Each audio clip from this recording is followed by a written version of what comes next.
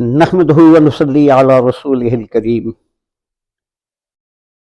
اما بعد اعوذ باللہ من الشیطان الرجیم بسم اللہ الرحمن الرحیم قل لا اسألکم علیہ اجرا الا المودۃ فی القربى۔ یہ اللہ تعالیٰ قرآن پاک میں حکم دے رہا ہے اور نبی فرما رہا ہے کہ لوگوں مجھے تم سے کچھ بھی چاہیے الا المودۃ فی القربى، میرے قرابت داروں سے محبت کرنا۔ اور قرابت داروں میں سب سے اول کون ہے؟ اولاد اہل بیت۔ اس پہ ہم 1-2 منٹ بعد بات کرتے ہیں۔ سب سے پہلے میرے ایک بہت محترم دوست اہل علم، انہوں نے میسج بھیجا، مجھے فون کیا کہ تقدیر کے بارے میں آپ نے جو ویڈیو کی ہے بہت اچھی ہے، لیکن اس میں تھوڑا سا مبالغہ ہے۔ بے سمجھ لوگوں کے ذہن میں مبالغہ بن سکتا ہے، اس لیے آپ اسے تھوڑا سا تفصیل سے کلیئر کریں۔ وہ کیا تھا؟ جب میں نے کہا کہ دعائیں کرتے ہیں ہم، وہ تقدیر کے اندر ہوتی ہیں، منظور ہوں نہ منظور ہوں، یہ میں سے بات کر رہا تھا، تو اس میں حضرت حسین کا ذکر بھی آیا علیہ السلام رضی اللہ تعالی عنہ، کربلا کا بھی۔ تو کچھ لوگوں نے سمجھا کہ شاید حضرت حسین کی بھی دعائیں قبول نہیں ہوئی، تو یہ غلط فہمی میں نکالنے لگا ہوں، اسے تفصیل سے اور دھیان سے سن لیں۔ حضرت حسین علیہ السلام رضی اللہ تعالی عنہ نے بہت دعائیں کی کربلا میں، لیکن ان کی دعا کیا تھی؟ اللہم انصرنا منہم، اللہم ثبت اقدامنا، اپنے لیے بھی اپنے سب ساتھیوں کے لیے بھی، یا اللہ مجھے صبر اور ہمت دینا اور مجھے استقامت دینا، میں متزلزل نہ ہوں، میں کمزور نہ ہوں۔ یہ دعائیں تھی حضرت حسین کی۔ نعوذ باللہ، خدا نخواستہ اگر کوئی غلط سوچے کیونکہ یہ دعائیں تھی کہ سب بچ جائے، میری جان بچ جائے، یہ بچ جائے، دعا قبول نہیں، ایسا ہرگز نہیں اور نہ سوچنا۔ اب تھوڑی سی بات ہو جائے مقام حسین کی۔ مسلمانوں اچھی طرح سن لو، اللہ تعالیٰ نے قرآن میں آرڈر دیا کہ اللہ اسألکم علیہ اجرا الا المودۃ فی القربى۔ ہم سب مسلمانوں کو، قرآن ماننے والوں کو، کلمہ پڑھنے والوں کو یہ آیت ماننی ہے۔ حضور نے فرمایا میں تم سے کچھ نہیں مانگتا، میرے قرابت داروں سے محبت کرو، یہ بھی آ گیا۔ حضور وقت میں گھر میں حجرہ مبارک میں حضرت عائشہ کے حجرہ میں تشریف فرما تھے، اچانک بیٹی باپ کے گھر آئی، وہ بیٹی جو نساء العالمین ہے، سردار، عورتوں کی سردار ہے جنت، ساتھ 2 چھوٹے بچے تھے، ساتھ ان کا ہسبینڈ مولا علی کرم اللہ وجہہ تھے، بچے بھی وہ جو ابھی بہت چھوٹے ہیں، ابھی کوئی پتہ ہی نہیں، اور اللہ تعالیٰ کی طرف سے خوشخبری بھی آ گئی کہ یہ حسن حسین جنت کے سردار ہیں، سرداران جنت ہیں، ہر نوجوان کے جنتی کے سردار ہیں۔ ہو گیا۔ حضور علیہ الصلوۃ والسلام کی عادت مبارک تھی کہ وہ چادر وغیرہ ایسے رکھتے تھے، ایسے ہی چادر کھولی، پیار کیا بیٹی کو، اور ان سب کے چادر دیکھیے، آواز دی عائشہ ہذہ اہل البیت، ہذہ اہل البیت، یہ میرا اہل بیت ہے۔ یہاں تک سمجھ آ گئی؟ اب سنو، ہم کلمہ پڑھتے ہیں لا الہ الا اللہ محمد رسول اللہ، تو مسلمان ہو جاتے ہیں، چاہے کوئی 100 سال کا کافر ہو گیا۔ لا الہ الا اللہ، اللہ کی توحید کا اعلان ہو گیا۔ اور اللہ خوش کیسے ہوتا ہے؟ اللہ کوئی مانے، لا مانے، نہ مانے، اللہ کی ذات کو کوئی فرق نہیں پڑتا۔ اللہ کیا چاہتا ہے؟ اقرار کرو رسول اللہ محمد الرسول اللہ، پھر اللہ کے چہرے میں مسکراہٹ آتی ہے، اللہ کی خوشی ہے، محمد رسول اللہ۔ ہمارا یہاں کمپلیٹ ہو گیا، ہم اسلام میں داخل ہو گئے، ایمان میں داخل ہو گئے۔ اب ایمان کب کمپلیٹ ہوتا ہے اس کو تھوڑا سا سمجھ لو، جو عام لوگوں کو نہیں پتا۔ علماء سمجھاتے ہیں لیکن شاید میں کچھ نہیں کہہ سکتا، اللہ تعالیٰ ان کے درجات بلند کرے۔ حضور علیہ الصلوۃ والسلام نے فرمایا یہ میرے قرابت دار ہیں، میرے اہل بیت ہے، جو مجھ سے محبت کرے گا وہ میرے اہل بیت سے محبت کرے گا، یہ شرط ہے۔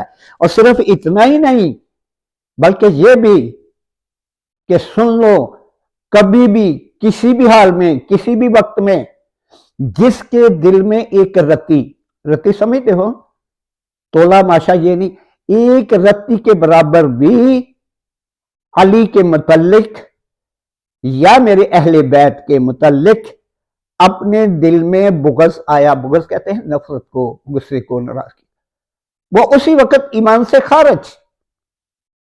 پھر سن لو، جس کے دل میں علی کے متعلق یا اہل بیت کے متعلق حسن حسین کے متعلق اتنا سا بھی بغض آیا، وہ ایمان سے خارج۔ وہ کیسے؟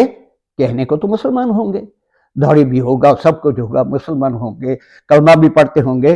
اب آ جاؤ قرآن پاک کی طرف، سورۃ حجرات میں سورۃ شروع یہاں سے ہوتی ہے، یا اعوذ باللہ من الشیطان یا ایھا الذین آمنوا لا ترفعوا اصواتکم فوق صوت النبی، اور لوگوں اگر تمہاری آواز میرے نبی کی آواز سے تھوڑی سی بھی اونچی ہو گئی تو تمہارے اندر سے ایمان کو ختم کر دیا جائے گا، اور وَأَنْتُمْ لَا تَشْعُرُونَ، اور تمہیں سوچ کیا شعور بھی نہیں ہوگا کہ میرا ایمان ختم ہو گیا۔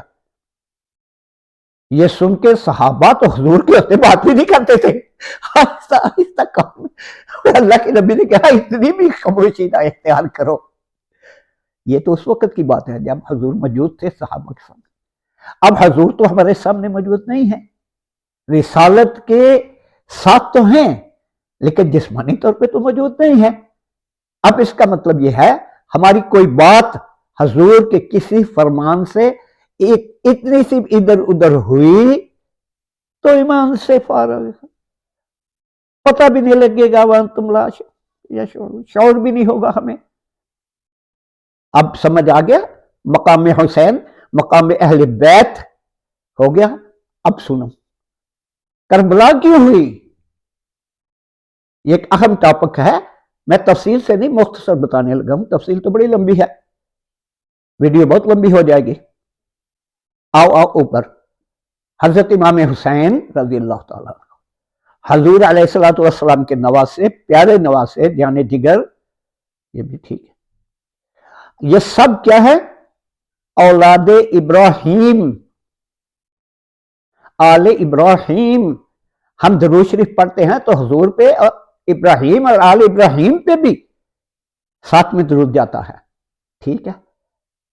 اب سنو، حضرت ابراہیم اللہ کے بہت ہر نبی پیارا ہے، لیکن ابراہیم کا تو اپنا مقام ہے نا سب میں، ان کی تو اولاد میں انبیاء ہیں 1.25 کے قریب،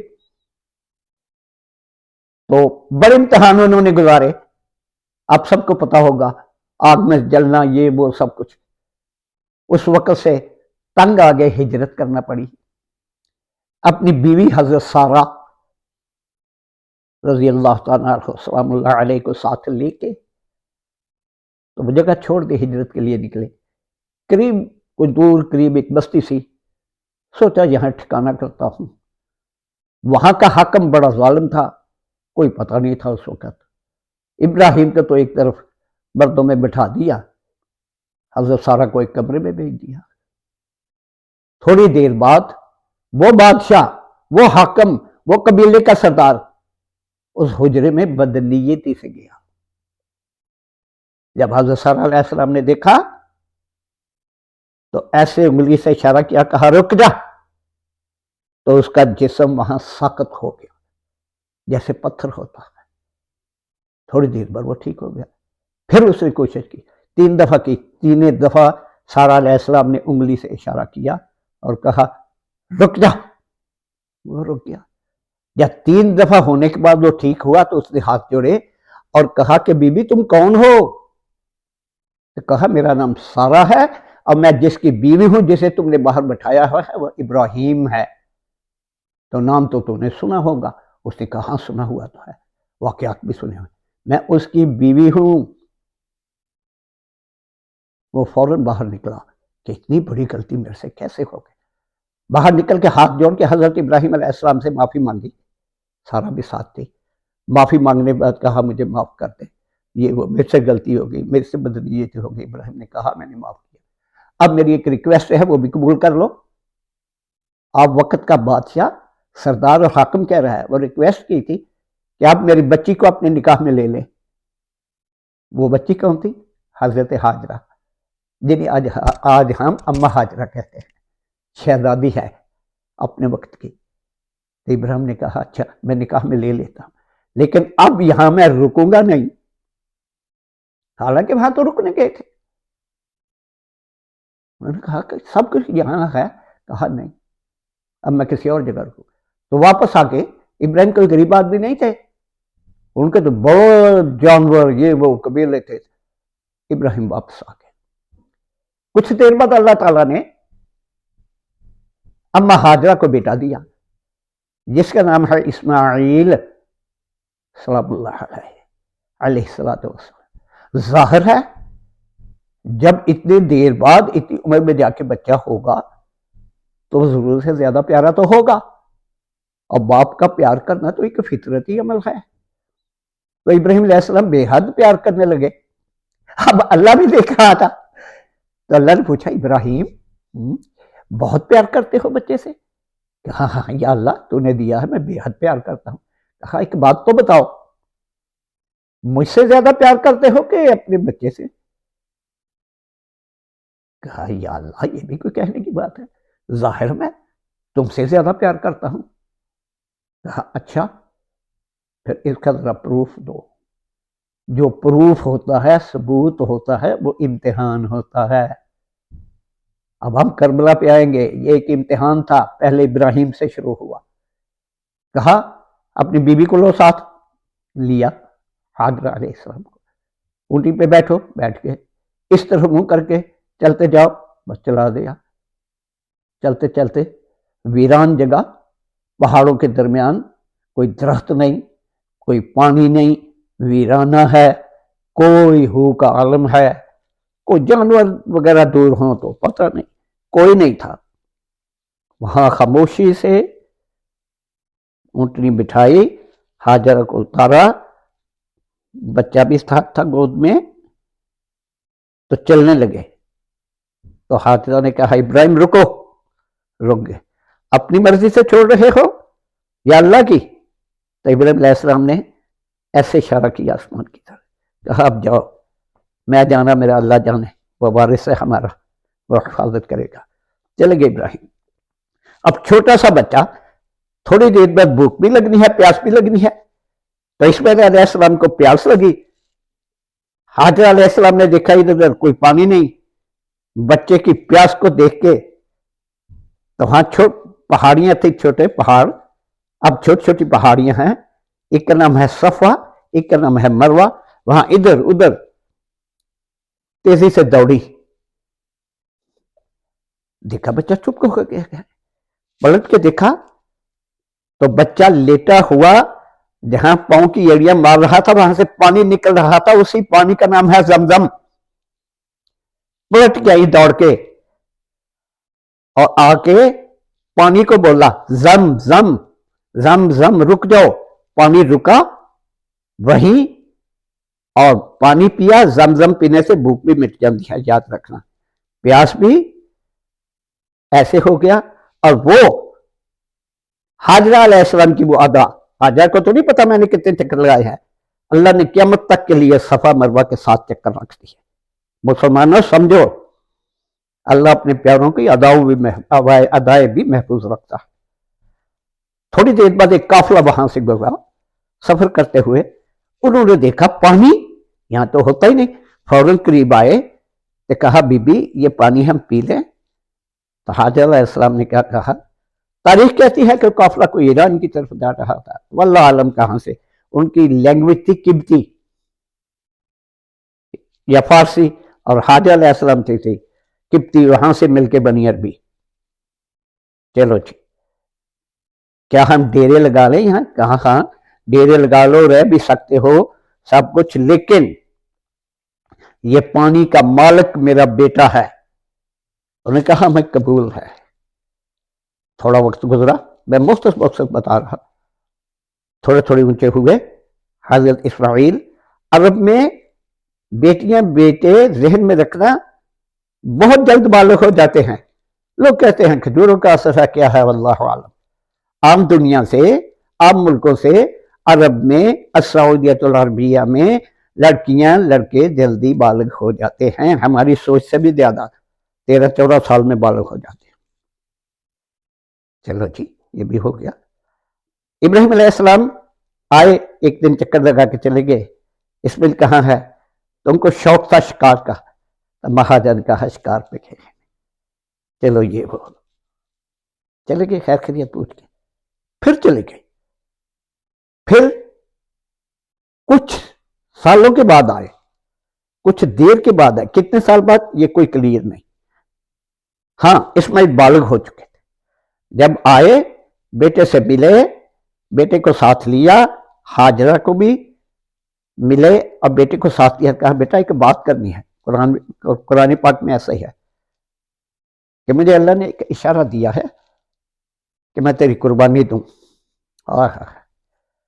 وہ بیٹا جو کئی سالوں بعد باپ کو ملا، جس کے باپ نے کوئی تربیت بھی نہیں کی، کوئی اور بیٹا ہوتا تو کہتا تو مجھے قتل کرنے آیا ہے. لیکن وہ اسماعیل تھے. تک بیٹا میں تم سے پوچھنے رہوں گا. ابا پوچھنے کی ضرورت ہی نہیں، جو حکم دیا ہے اللہ نے، جو اشارہ دیا ہے اس پہ عمل کرو. قال یا ابت افعل ما تؤمر ستجدنی انشاءاللہ من الصابرین. مجھ میں ثابت قدم پاؤ گے. تو تھوڑا سا چلے آگے، شیطان آیا روپ بدل کے. کس کے پیچھے؟ ہاجرہ تھی. ہاجر کہا جلدی جلدی چلو. اس نے کہا کیوں؟ تیرے بچے کو وہ ذبح کر رہا ہے تیرا خامن. تو حاجرہ تھی. اس نے کہا تو شیطان ہے، دفع ہو جا، لعنت تیرے پہ. میرا ہسبینڈ جو کرتا ہے اللہ کے حکم سے کرتا ہے، خبردار. وہ نہ باہر آیا. انہوں نے زمین سے کنکریاں پکڑی اور شیطان کو تھو کر کے مار دی. تھوڑا آگے پھر شیطان نے سمجھایا. تھوڑا 3 دفعہ حضرت حاجر علیہ السلام نے لعنت بھیجی اس پہ اور 3 دفعہ کنکریاں ماری. یہ ادا بھی اللہ کو پسند آ گئی. جو حاجی جاتے ہیں ان کو پتہ ہے 3 جگہ کہاں کنکریاں مارنی ہوتی ہیں. چلو جی، تھوڑا آگے ابراہیم علیہ السلام نے دیکھا جگہ، تو بیٹی کو کہا ٹھیک ہے لیٹ جاؤ. تو ابراہیم کے چہرے پہ تھوڑی سی پریشانی تھی. بیٹے نے کہا ابا جی اب پریشان لگتے ہیں، ہمت پیدا کرے. بیٹا کہہ رہا اور آنکھوں پہ پٹی باندھ لی. ابراہیم نے پٹی باندھ لی، چھری نکال لی. بیٹا لیٹایا ہوا تھا اور اللہ اکبر کر کے تکبیر پھیری. کتنا بڑا امتحان تھا. پھر انتظار کرتے رہے 1-2 منٹ. وہ ہائے ہوئی یہ وہ کی کوئی آواز کوئی نہ نکلی. آواز کس سے نکالی؟ اسماعیل نے. ابا جی آنکھوں کی پٹی اتارے. تو انہوں نے سمجھا کہ شاید چھری سے ہی پھری نہیں پھری. آنکھ کی پٹی اتاری تو جہاں ابراہیم کو لٹایا تھا ابراہیم نے اسماعیل کو، وہاں ایک جنت سے لایا ہوا جانور تھا. جبریل ایک طرف کھڑے تھے. وہ جانور کیا تھا؟ وہ دمبا بھی تھا، اس کی شکل تھی. بکرا بھی تھا، اس کی شکل تھی. سینگ بھی تھے. یہ ساری شکلیں جو جانور کی، بڈو کی، یہ وہ بنتی ہیں بیڑ بکری کی، سب اس میں موجود تھی. اور وہ ذبح ہو گیا. تو فوراً آسمان پہ پیغام آ گیا، ابراہیم تو نے اپنے خواب کو سچ کر دکھایا. یہ بہت بڑا امتحان تھا تیرا. وَفَدَيْنَاهُ بِذِبْحٍ عَظِيمٍ. اتنی بڑی قربانی اور مجھے اتنی پسند آئی کہ میں قیامت تک اس قربانی کو زندہ رکھوں گا. اس لیے آج ہمیں حج والوں کو سب کو قربانی کا آرڈر ہے. یہ بھی بات ہو گئی، سمجھ آ گئی. اب چلو गुजर का वक्त गुजरता रहेगा, हमारा भी गुजरेगा, दुनिया का भी गुजरेगा, क़यामत आएगी, यौमुल महशर लगेगा, यौमुल महशर लगेगा, सब इकट्ठे होंगे। तो जो जहन्नमी हैं वो तो पहली सांस में ही, जब अल्लाह ताला का दीदार होगा, सब लोग सिजदा में गिरेंगे तो वो सिजदा नहीं कर सकेंगे, उनकी बैक ऐसे तान दी जाएगी और फौरन जहन्नम की गर्दन अंदर से निकलेगी, वो एक सांस लेगी। जिस तरह हम वो क्या घर में करते हैं सफाई के लिए, तो वो ऐसे उन करके सबको ले जाए, जहन्नमी चले गए। ये तो 1 मिनट आगे। उसके बाद सब नबी, उनकी उम्मतें सारे फखर से इब्राहिम को देखेंगी और इब्राहिम को देखते हुए कि ये दिन सख्त क्या है, इसका क्या करेंगे, तो सब इब्राहिम की तरफ बढ़ेंगे और इब्राहिम सबके साथ लेके कहेगा उसकी तरफ बढ़ो। जो आज के इस दिन को, सख्ती को, धूप को टाल सकता है, वो किसकी तरफ बढ़ेंगे? एक मकाम इब्राहिम है, ऊंची जगह, जैसा जलसा होता है तो स्टेज होता है ना, वह हजूर अलैहिस्सलातु वस्सलाम तशरीफ फरमा होंगे। इब्राहिम कहेंगे सब नबियों को, सबको, इनके रिक्वेस्ट करो आज के दिन की सख्त हो जाए, सख्ती खत्म हो जाए। वो हजूर अलैहिस्सलाम की तरफ देखेंगे बड़े फख्र से। तो फिर अल्लाह की आवाज आएगी, अब सुनो, ये बात कोई नहीं बताता, बहुत कम लोग बताते हैं कि कितने फख्र से इब्राहिम को देख रहे हो और मेरे महबूब को भी, जो मकाम महमूद पे है। इब्राहिम ने तो बेटे की कुर्बानी दी, अब मेरे महबूब के तोते ने, हुसैन ने, तो सब लोग हुसैन की तरफ देखने लगे। वक्त आने पे पूरे खानदान की, पूरी औलाद की कुर्बानी दे दी, और इतना ही नहीं, आंखों पे पट्टी भी नहीं बांधी। तो पूरी उम्मतें, एक नहीं, पूरी उम्मतें, पूरी कायनात के लोग सब हुसैन की तरफ देखने लगेंगे। अच्छा, ये है हुसैन, ये है हुसैन। मुसलमानों लोगों, अब मकाम हुसैन समझ में आ रहा है, सबको प्यास लगी होगी। एक चश्मा है, उसका नाम है हौज़ कौसर, वह अहले बैत को दिया जाएगा। वह हज़रत फातिमा तो ज़हरा, निसाल आलमीन, हजरत हसन, हजरत हुसैन, सैयदा मज़लूमा, सैयद ज़ैनब, सब अहले बैत में। यहां भी हुसैन सबको यूं यूं पानी दे रहा होगा। ये मकाम हुसैन समझ में आ गया। अब और आओ, अभी बहुत छोटे थे हजरत हुसैन। तो एक दिन हजरत उमर रज़ी अल्लाह तआला अन्हु हजूर अलैहिस्सलाम को मिलने के लिए हुजर मुबारक की तरफ गए। तो आवाज दी, या रसूलल्लाह मैं हाजिर हो जाऊं? आवाज आई, हो जाओ। जब देखा तो हजूर दोनों हाथ जमीन पे, ये घुटने बिल्कुल घोड़ा नुमा घोड़ की शक्ल, और ऊपर हुसैन बैठे हुए हैं, और ऐसे जैसे घोड़ा नहीं चलाया जाता, जुल्फे पकड़ के ऐसे ऐसे दाएं कर रहे हैं। तो हजरत उमर के मुंह से निकला, वाह हुसैन, कैसी सवारी है। अभी इतना ही कहा तो अल्लाह के नबी ने कहा, सवारी को ना देख उमर, सवार को देख। सवार कौन है? तो हजरत उमर कहने लगे, बेशक एक सवार की तो कायनात में कोई जोड़ ही नहीं या रसूल अल्लाह। ये मकाम है हजरत इमाम हुसैन का। अब चलो, करबला का वाकया आ गया, इतना कुछ आ गया। कुछ लोग, मुझे भी लोग सवाल करते हैं कि इब्राहिम, हजरत इमाम हुसैन ने दुआ क्यों ना की, सबको क्यों ना बचाया, सबको क्यों कुर्बान होने दिया।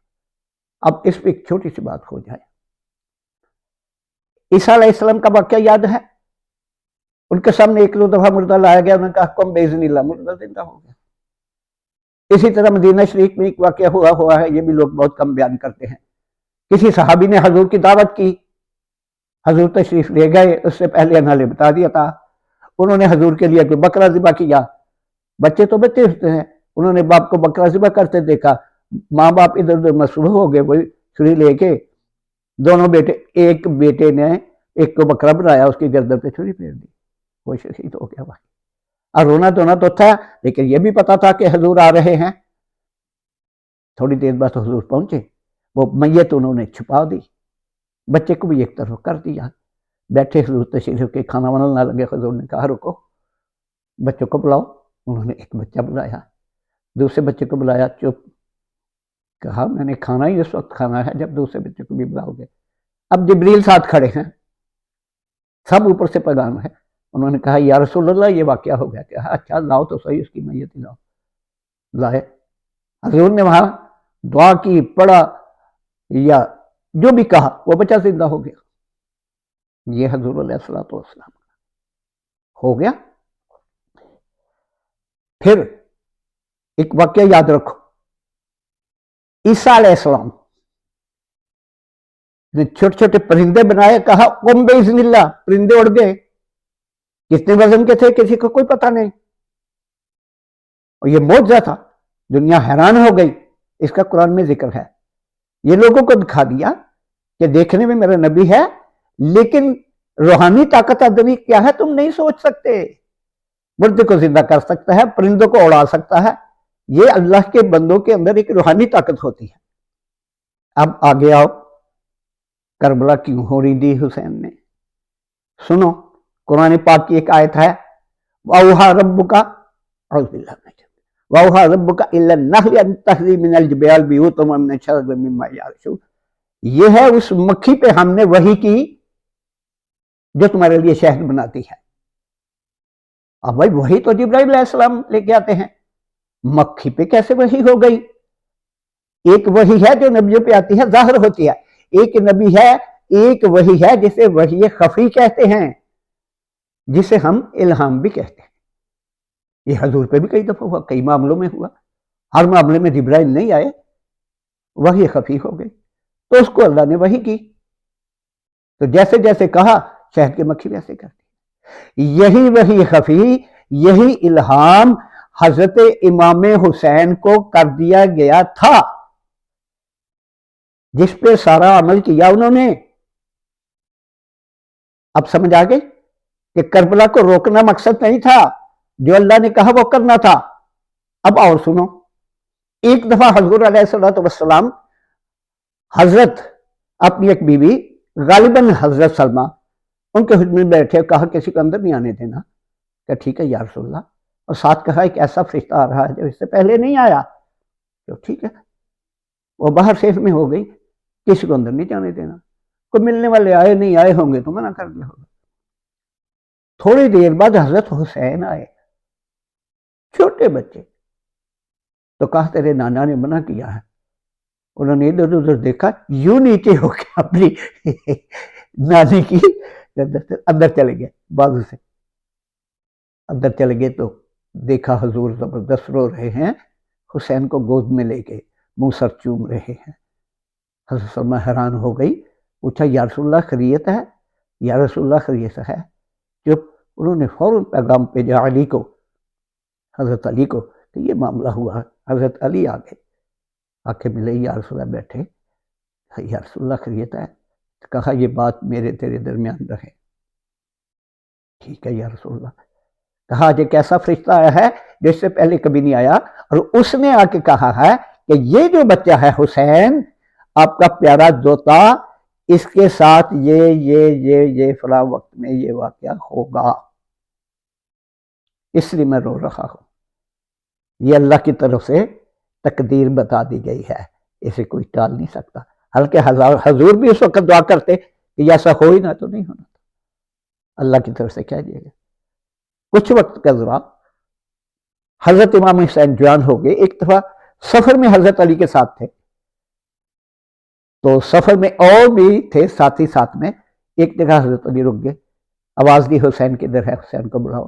اس جگہ کا نام ہے کربلا. یہاں اور قوموں پہ بھی بہت سارے امتحان پہلے گزرے ہیں. کچھ لوگ کہتے ہیں عذاب گزرے ہیں, کچھ تاریخ ہسٹری جو بھی کہتی ہے فلانے نبی کے ساتھ یہ ہوا. کربلا اس جگہ کا نام تھا. تو کہا حسین اس جگہ کو دیکھ رہے ہو؟ کہ جی باجی دیکھ رہا ہوں. بتا تیرے کو کچھ عرصے بعد تیرے ساتھ یہاں یہ ہونے والا ہے, اور یاد رکھنا اور ثابت قدم رہنا. حضرت حسین نے کہا انشاءاللہ میں ثابت قدم رہوں گا, آپ فکر نہ کریں. وہی وہ کر گیا. یہ ساری نشانیاں آ گئی نا کربلا کی. وحی خفی کا ہونا, اور حضرت علی کا بتانا کہ اس جگہ یہ ہوگا، ہو گیا۔ حضرت مقام امام حسین کا وہ مقام تھا روحانی طور پہ، نبی تو نہیں تھے لیکن نبیوں سے کم نہیں تھے۔ جو پچھلی امتوں کے نبی ہوئی ہے ان کے برابر، ایک ایک برابر تو حضور کی امت کے بہت سارے اولیاء اللہ بھی ہیں جن سے کرامات اور معجزے ہوتے ہوئے۔ حضرت امام حسین کے اندر وہ روحانی طاقت موجود تھی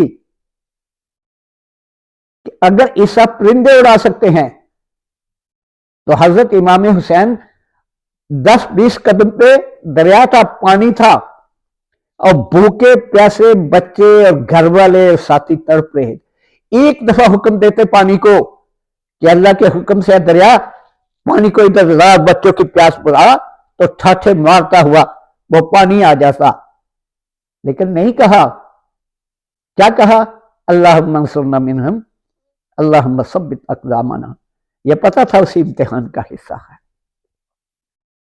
ہو گئی آگے سمجھ؟ میرے خیال میں وہ جو ابہام تھا، دعائیں قبول ہوتی نہیں ہوتی، ہوتی بھی ہیں نہیں بھی ہوتی، لیکن کچھ دعائیں ایسی ہیں جو پہلے سے طے شدہ ہیں اور جن کو بتایا جاتا ہے وہ مانگتے ہی نہیں، اور جو مانگا ہے امام حسین نے وہ ثابت قدمی مانگی ہے۔ یہ کبھی نہ سوچنا، دل اور ذہن میں کبھی نہ لانا کہ انہوں نے دعا کی ہوگی میں بچ جاؤں، میرے بچے بچ جائیں، یہ سب بچ جائیں، یہ ہو جائے وہ ہو جائے، نہیں۔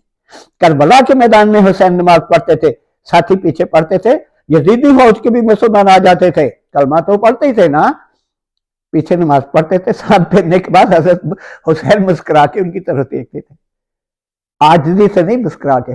نماز بھی پڑھتے ہو، مجھ پہ درود بھی بھیجتے ہو، اور ہم بھی تلواریں تان کے کھڑے ہو، تو وہ اشارے سے کہتے ہیں یا حسین تمہیں پتا تو ہے اوپر سے حکم ہے ہم عمل نہ کرے تو ہمارے بیوی بچوں سب کو مار دیا جائے۔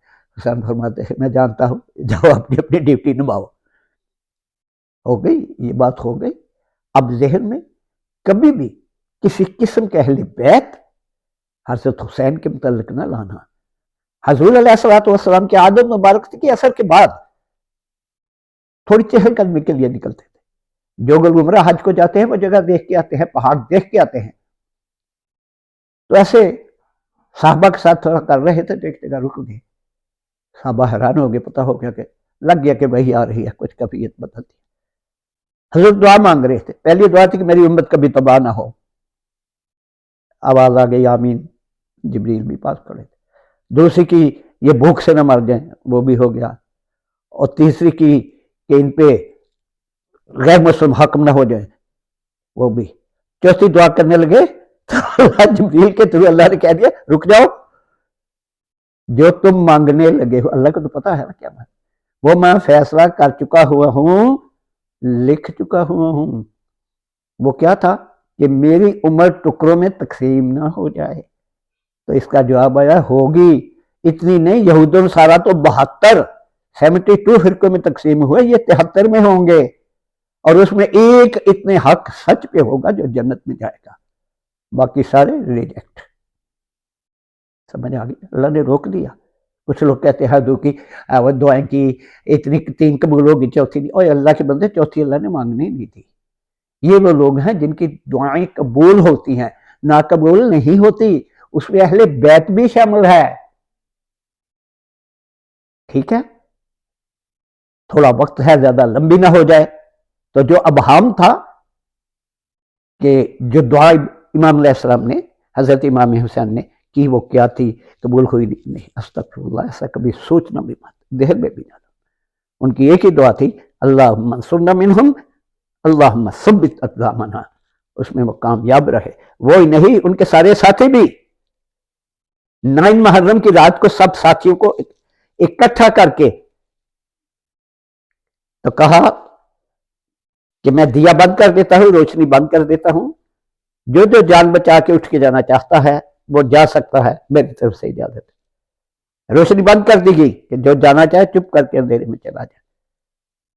کچھ دیر بعد دوبارہ دیا جلایا گیا، ایک بھی نہیں گیا، مسکرا دیا حضرت حسین۔ انہوں نے کیا کہا؟ انہوں نے کہا حسین ہم قربان ہونے آئے ہیں، اللہ صلی اللہ، جانے بچانے نہیں آئے، تیرے ساتھ قربان ہوں گے، تیرے ساتھ جئیں گے، تیرے ساتھ مریں گے۔ آج ہم نے بھی یہی ایمان بنانا ہے۔ حضرت حسین نے کربلا میں 2 سبق دیے، ایک یہ کہ حق سچ پہ قائم رہنا ہے، جان جاتی ہے تو چلی جائے، اور ایک آخری جب سب شہید ہو گئے تو نماز کا وقت تھا، بعض لوگ کہتے ہیں ظہر کا تھا، بعض لوگ کہتے ہیں عصر کا تھا، بہرحال نماز کا وقت، تو ان لوگوں سے ریکویسٹ کی کیا کہ میں نماز پڑھ لوں، تھوڑی دیر کے لیے رک جاؤں، تم نے جو کرنا ہے وہ کرنا ہے، وہ خاموش رہے، نہ پانی تو نہیں تھا، ریت تھی ریگستان۔ حضرت امام حسین نے ایسے ہاتھ مار کے تیمم کر کے اللہ اکبر نماز کی، رکوع میں گئے، سجدے میں گئے، شاید اسی کا منافقین کو، دشمنوں کو انتظار تھا، جیسے ہی سجدے میں گئے تو جا کے ذبح کر دیا، گردن کاٹ دی، گردن ایک طرف اور جسم مبارک ایک طرف، تیروں سے بھی تو مار سکتے تھے، سب کچھ کر سکتے تھے، لیکن اللہ نے وہی چیز دکھانی تھی، اگر ابراہیم ایک بیٹے کو قربان کر سکتا ہے تو یہاں ادھر دیکھو حسین خود بھی اور کتنے بیٹوں کو بھی قربان کر دیا، امت کو سبق کیا دیا، جان جاتی ہے تو جائے، نماز نہ جائے۔ مسلمانوں سن لو، بے نمازیوں سن لو، اللہ توفیق دے توبہ کی، اور نماز پہ تو میرا ایک چیپٹر گزر چکا ہے، اب نماز کے فائدوں پہ چیپٹر آئے گا، لیکن آج اتنا ہی۔ سبحان ربک رب العزت عما یصفون وسلام علی المرسلین والحمد للہ رب العالمین۔